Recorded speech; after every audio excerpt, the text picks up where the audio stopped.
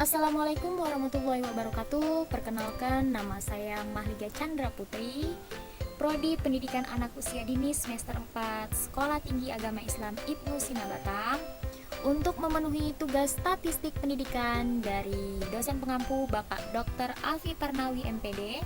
Di sini saya akan menjelaskan tutorial cara mengolah data kuesioner ke dalam aplikasi SPSS. Nah, kita mendapatkan hasil data yaitu data kuesioner minat belajar anak pada mata pelajaran matematika. Di sini sudah jelas adanya form nama, usia, jenis kelamin, kemudian ada pernyataan sekaligus dengan pilihan jawabannya.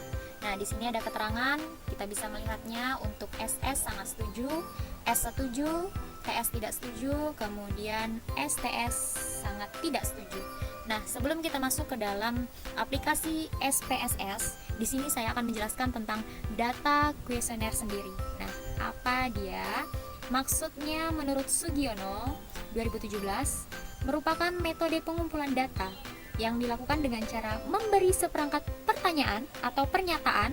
Nah, ini dia pernyataan ya, di mana tertulis kepada responden untuk dijawabnya.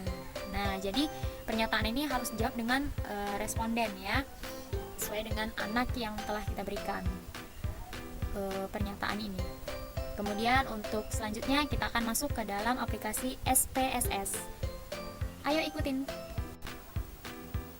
Nah, baiklah teman-teman, kita sudah masuk ke aplikasi SPS. Oke.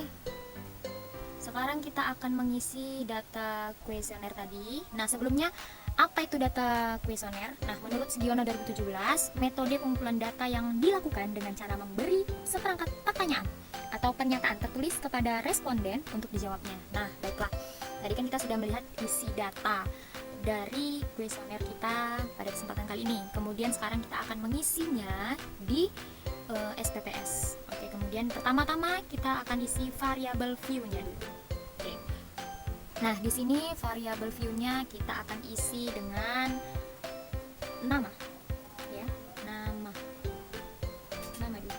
Kita akan isi di sini nama. Kemudian di bawah kita isi usia. Kemudian kita isi di bawahnya lagi jenis kelamin.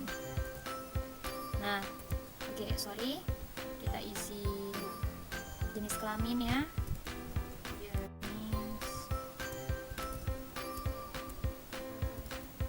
Jenis kelamin. Baik. Di bawahnya lagi kita isi dengan Q1. Nah, teman-teman, apa itu Q1? Q1 adalah pernyataan nomor 1. Tadi kan ada 11 pernyataan, kalau nggak salah ya. Nah, ini ada 1, 2, 3, 4, 5, 11 pernyataan. Oke, Q1. Q1. Kemudian Q2, Q3, seterusnya Q4, Q5, Q6, Q7,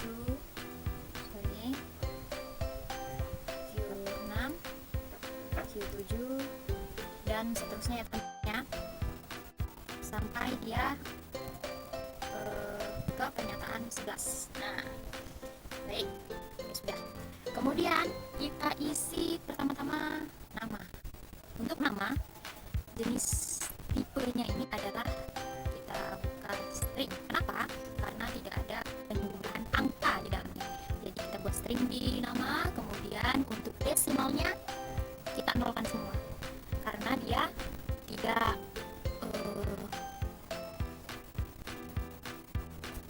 berdesimal ya untuk ini. Baik teman-teman, sudah kita isi desimalnya 0 semua ya. Kenapa kita di tabel name ini tidak bisa menuliskan pernyataan 1, pernyataan 2? Karena dia harus menggunakan singkatan. Nah, beda dengan label. Label di sini kita tulis dengan nama, di bawah usia. Di sini, kalau di sini bisa dengan jelas kita tulis dengan panjang. Di sini Q1, maaf, kita tulis dengan KF1. KF1 kemampuan ya, KF2 dan seterusnya. Baiklah teman-teman, sudah kita isi semua ya. KF, kemampuan ya, maksudnya itu kemampuan 1, kemampuan 2 dan seterusnya. Kemudian kita akan isi kolom value ya. Yang pertama kita isi usia. Nah, usia ini kita isi dengan usia pertama, value pertama itu 7 sampai 8 tahun. Kemudian value kedua usia 8 sampai 9 tahun. Kemudian value ketiga usia 9 sampai 10 tahun. Dan value keempat itu usia 10 sampai 12 tahun. Baik. Nah, langsung saja kita okekan. Kemudian value jenis kelamin. Untuk value jenis kelamin itu untuk value-nya bukan ini. Value pertama yaitu ada laki-laki. Value kedua itu ada perempuan. Oke, langsung saja kita okekan. Oke, selanjutnya value untuk Q1 atau pernyataan 1. Itu tadi kita sudah jelaskan bahwa untuk value satunya itu sangat setuju. Sangat setuju. Untuk value kedua yaitu setuju. Untuk value ketiga ada tidak setuju. Dan value terakhir, value keempat yaitu untuk labelnya sangat tidak setuju.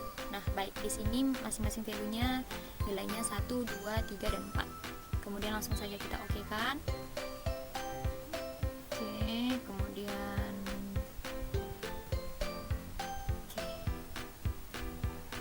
baik. Kita samakan semua value-nya untuk Q2 dan seterusnya ya, teman-teman. Oke, baik teman-teman, sudah kita isi semua value-nya untuk Q1 sampai Q11. Kemudian untuk measure lagi kita isi ya. Untuk nama itu measure-nya nominal. Kemudian untuk jenis kelamin juga nominal. Untuk usia skal karena perhitungannya dengan angka sama juga. Untuk Q1 sampai Q11 itu measure-nya skal karena kita akan berhitung-hitung dengan angka. Nah, baik, sudah semua kita isi ya. Baik, langsung saja kita masuk ke data view-nya. Nah, di data view-nya nama ini ada di atas sesuai dengan yang tadi kita isi ya. Data di variable view-nya, kemudian di data view-nya seperti ini. Langsung saja kita isi dengan nama anaknya. Nah, nama anaknya siapa saja? Seperti yang kita dapat, nama anaknya. Baik teman-teman, untuk data anaknya sudah kita isi ya, masing-masing anaknya sesuai dengan urutannya. Kemudian akan kita masukkan usianya sesuai dengan rentang usianya. Nah, kita masukkan Arif usia 1. Kenapa 1? Kalau kita ingat, kita kembali lagi ke variable view tadi di data. Di usia untuk value-nya itu usia 7 sampai 8 tahun itu ada di value 1. Nah, berarti nilainya 1. Kemudian untuk 8 sampai 9 tahun itu di value 2. Oke, mari kita isi. Untuk data view-nya 1 berarti usia 7 sampai 8 tahun. Arsyaka 1 juga usia 7 sampai 8 tahun. Untuk Amirul ini 2 usia 8 sampai 9 tahun. Mari kita buka lagi supaya diingat kembali. Nah, value 2 untuk usia 8 sampai 9 tahun ya teman-teman, sesuai dengan nilai di seperti itu cara mengisi usia di data view. Nah, baiklah teman-teman, langsung saja kita mengisi data usia tadi. Itu kita melihat dari variable view. Kita dapatkan datanya dari variable view. Kita lihat dulu. Arif usianya 1, kemudian Amirul usianya 2. Nah, kita melihat ke variable view-nya untuk value usia. Nah, ini dia value-nya. Nah, ini dia. 1. Tadi Arif usianya 1. Kenapa 1? Karena dia usianya 8 tahun. Nah, labelnya dia masuk ke usia 7 sampai 8 tahun. Nilainya dengan value 1. Kemudian Amirul tadi usianya 2. Kenapa 2? Karena dia masuk ke usia 9 tahun. Jadi nilai value-nya adalah 2. Nah, 1 2 3 4. Tadi yang sudah kita isi value-nya ya, masing-masing value ada labelnya. Kemudian kita masuk ke jenis kelamin. Bagaimana cara mengisi jenis kelamin? Itu sama. Kita melihat value yang sudah kita isi di variable view tadi.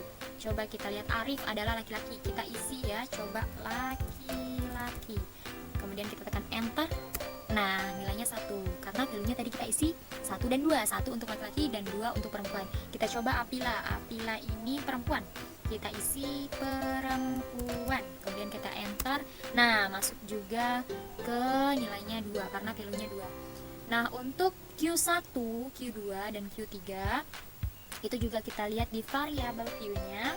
Untuk Q1-nya kita lihat ke value-nya kita lihat juga. Nah, ini dia 1 2 3 4. 1 untuk sangat setuju, 2 untuk setuju, dan 3 tidak setuju, serta 4 yang terakhir sangat tidak setuju. Nah, kita bisa lihat tadi value 1 untuk sangat setuju ya, berarti nilainya 1 2 3 4 ini. Nah, kemudian dari data view kita akan masuk ke analisis untuk data ini. Nah, kita analisis, kita tekan analyze ini. Kemudian baiklah teman-teman, langsung saja kita analisis untuk data view-nya. Kita tekan analisis, kemudian deskriptif, statistik, kemudian frekuensi. Nah, dia akan muncul seperti ini. Nah, teman-teman akan muncul seperti ini. Nama tidak usah dimasukkan ke variabel, langsung saja usia kita masukkan. Kemudian jenis kelamin kita masukkan.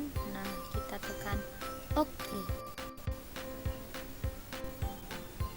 Nah, kemudian tadi dari OK kita akan bertemu di frekuensinya. Kita akan dapatkan frekuensinya. Untuk frekuensi tabel usia itu usia 7 sampai 8 tahun 2 orang, 8 sampai 9 tahun 3 orang, 9 sampai 10 tahun 3 orang, dan totalnya 8 anak. Begitupun jenis kelamin, laki-laki ada 5 orang, perempuan ada 3 orang, dan totalnya juga ada 8 anak. Nah, baik,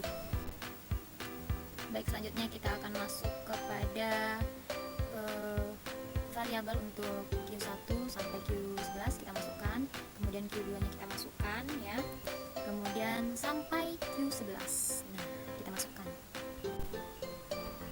Sama seperti usia dan jenis kelamin tadi, kita dapatkan frekuensi statistik dari tabel kemampuan Q1 dan sampai Q11, maaf. Nah, di sini ada sangat setujunya ada 2 orang. Kita bisa lihat setujunya 4 orang, tidak setujunya 2 orang. Nah, totalnya ada 8 anak. Kemudian kemampuan kedua sampai kemampuan 11 sama seperti itu dengan hasil yang berbeda-beda. Nah,